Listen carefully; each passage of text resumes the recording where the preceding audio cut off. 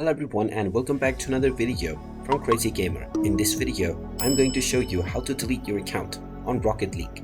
So let's get started right away. Now, since your Rocket League account is linked with your Epic Games account, open up the Epic Games launcher on your device first. Once you open it up, you will be taken into the home page if you have been logged in already. Otherwise, proceed with your credentials, and once you're inside the Epic Games store page, click on your account icon at the top right corner. You can then click on Account, and this will take you into the account page within your browser window.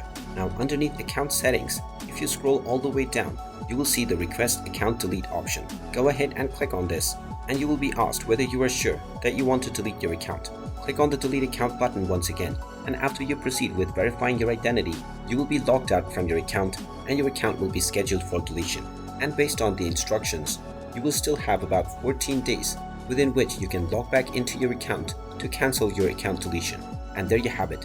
That is how you can proceed forward with deleting your account on Rocket League. If you find this video helpful, make sure you hit that like button and subscribe to our channel if you haven't done so already.